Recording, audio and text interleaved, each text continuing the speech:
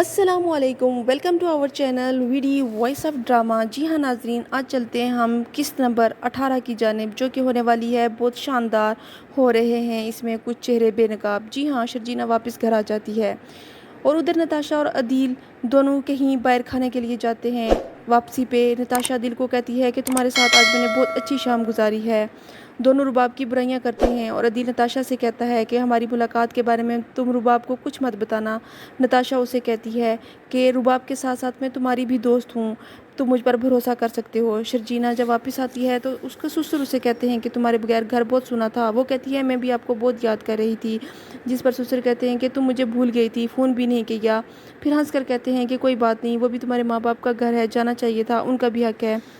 مصطفیٰ کی ماں آتی ہے کمرے میں تو کہتی ہے اپنے شوہر سے کہ ابھی تک آپ جاگ رہے ہیں، سوئے نہیں ہیں، جس پر شرجینا اور مصطفیٰ دونوں وہاں سے اٹھ کر چلے جاتے ہیں اپنے روم میں۔ شرجینا مصطفیٰ سے کہتی ہے کہ تم کیوں ہنس رہے ہو؟ وہ کہتا ہے کہ خوش ہوں تمہیں واپس آئے دیکھ کر، اب تم روٹھ کر مت جانا۔ تو وہ کہتی ہے کہ نہ تم مجھے روٹھنے دینا اور نہ ہی میرا ہاتھ چھوڑنا۔ وہ ہنسی خوشی وقت گزارتے ہیں۔ رباب شرجینا کو کہتی ہے کہ واؤ شرجینا، یو آر بیک، مجھے لگا تھا کہ تم ڈنر والی بات پر مجھ سے ناراض ہو۔ وہ کہتی ہے کہ تمہیں غلط لگا ہے، میں تمہیں اپنے امی ابو سے ملنے گئی تھی، واپس تو آنا تھا، اور آپ اس بات کو بھول جائیں کہ میں آپ کو اتنی اہمیت دیتی ہوں کہ آپ کی وجہ سے اپنا گھر چھوڑ کر جاؤں گی۔ رباب زبیدہ سے کافی مانگتی ہے۔ رباب روم میں آ کے عدیل کو بتاتی ہے کہ شرجینا واپس آ گئی ہے اور بڑی خوش ہے، ناشتہ بنا رہی ہے اپنے اور مصطفیٰ کے لیے اور مجھے بہت ایٹیٹیوڈ دکھا رہی ہے۔ مصطفیٰ شرجینا کو آواز دیتا ہے، کہتا ہے کہ جلدی باہر آؤ۔ عدیل شرجینا اور مصطفیٰ کو آفس جاتے ہوئے دیکھ کر کہتا ہے کہ زندگی تو یہ دونوں گزار رہے ہیں۔ وہ آفس آتا ہے اور نتاشا اسے کال کرتی ہے، اس کی خوبصورتی کی تعریف کرتا ہے۔ وہ پوچھتی ہے کہ اب ہم کب مل رہے ہیں؟ وہ کہتا ہے کہ 2-3 دن تک۔ شرجینا اپنے ابا کو کال کرتی ہے اور ان کی خیریت دریافت کرتی ہے۔ مصطفیٰ اپنا اوور ٹائم لگا رہا ہوتا ہے، آفس کے بعد بھی کام کر رہا ہوتا ہے۔ شرجینا اس کو کہتی ہے کہ تم یہ کام کیوں کر رہے ہو؟ وہ کہتا ہے کہ میں تمہیں ساری خوشیاں اور آسائشیں دینا چاہتا ہوں۔ شرجینا کہتی ہے کہ مجھے تمہارا ساتھ ہی میرے لیے سب سے بڑی خوشی ہے، تم اللہ کی دی ہوئی سب سے بڑی نعمت ہو میرے لیے، کتنے لوگ اس خوشی کے لیے ترستے ہیں۔ عدیل بزنس میں کوئی فراڈ کر رہا ہوتا ہے اور اس کو اپنے مینیجر کے ساتھ ڈسکس کر رہا ہوتا ہے اور کہتا ہے کہ مجھے کوئی نہیں پکڑ سکتا۔ مینیجر کہتا ہے کہ آپ کی اس ہیرا پھیری کے بارے میں کسی کو پتہ چل گیا تو؟ وہ کہتا ہے کہ یہ ہیرا پھیری نہیں ہے، نہ ہی یہ فراڈ ہے، میں یہ ڈیزرو کرتا ہوں کیونکہ میں رباب سے زیادہ کام کر رہا ہوں اس کمپنی کے لیے۔ عدیل نتاشا کے ساتھ کھانے پر جاتا ہے۔ وہ نتاشا کو کہتا ہے کہ تم مجھ سے اتنے آرام سے ملنے آ جاتی ہو، تمہارا شوٹ مائنڈ نہیں کرتا، جس پر وہ کہتی ہے کہ وہ بزنس کے سلسلے میں زیادہ تر ملک سے باہر ہوتا ہے اور نتاشا اپنی چکنی چپڑی باتوں سے عدیل کو اپنے جال میں پھنسا رہی ہوتی ہے اور عدیل رباب کو اس کے ساتھ کمپیئر کرتا ہے کہ تم رباب جیسی نہیں ہو۔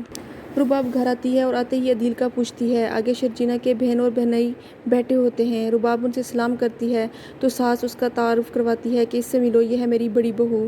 رباب وہاں پر آ کر بیٹھ جاتی ہے اور شرجینا کے بہنوئی سے پوچھتی ہے کہ تم کیا کام کرتے ہو؟ وہ کہتا ہے کہ میں کپڑے کا بزنس کرتا ہوں، جس پر وہ ہنس کر کہتی ہے کہ اچھا تمہاری کپڑے کی دکان ہے۔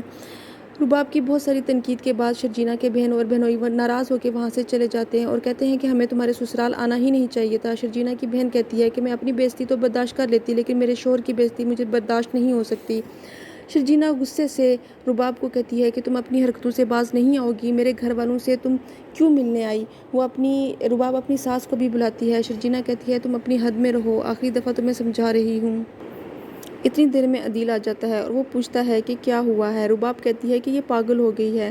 شرجینا کہتی ہے کہ تم اپنی اوقات دکھا رہی ہو، اگر میرے گھر والے اتنے ہی لو کلاس ہیں تو تم کیوں ملنے آئی ہو؟ عدیل رباب کو کہتا ہے کہ اندر چلو، لیکن وہ ٹس سے مس نہیں ہوتی۔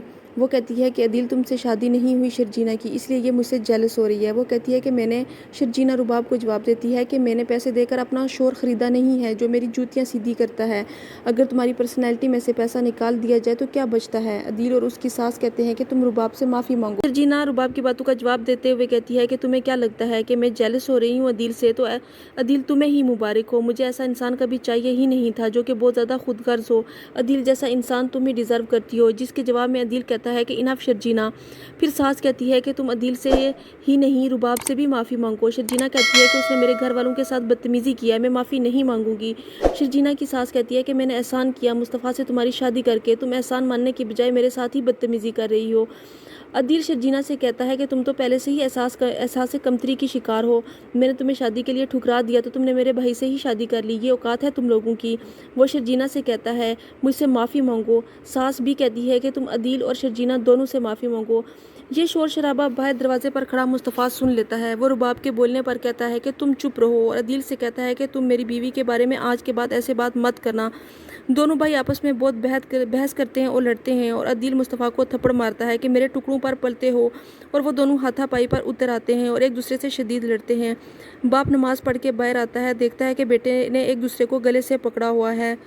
وہ باہر آ کے ہاتھ جوڑتا ہے اور لڑائی ختم کرتا ہے۔ ادھر ساس بھی چیخو پکار کر رہی ہوتی ہے کہ لڑائی بند کرو، لیکن رباب اور عدیل مسلسل شرجینا پر الزام لگا رہے ہوتے ہیں، اور ساس بھی ان کا ساتھ دیتی ہے اور شرجینا پہ الزام لگاتی ہے کہ سارا قصور اس کا ہے اور ساری لڑائی اس کی وجہ سے ہوئی ہے۔ مصطفیٰ شرجینا کو لے کر اندر جاتا ہے اور کہتا ہے کہ آج کے بعد کوئی بھی میری بیوی کی انسلٹ نہیں کرے گا، کوئی بھی نہیں سے مطلب کوئی بھی نہیں۔ اگر کسی نے اس کی انسلٹ کی تو مجھ سے برا کوئی بھی نہیں ہے۔ اگر میں چپ رہتا ہوں تو اس کا یہ مطلب نہیں ہے کہ میں بول نہیں سکتا، بلکہ میں سب کی عزت کرتا ہوں، لیکن اس کی بے عزتی کا حق میں کسی کو نہیں دوں گا۔ جی ہاں ناظرین، یہ تھی قسط نمبر 18۔ اگلی قسط تک ہمارا انتظار کیجیے۔ کیپ واچنگ، ٹیک کیئر، اللہ حافظ۔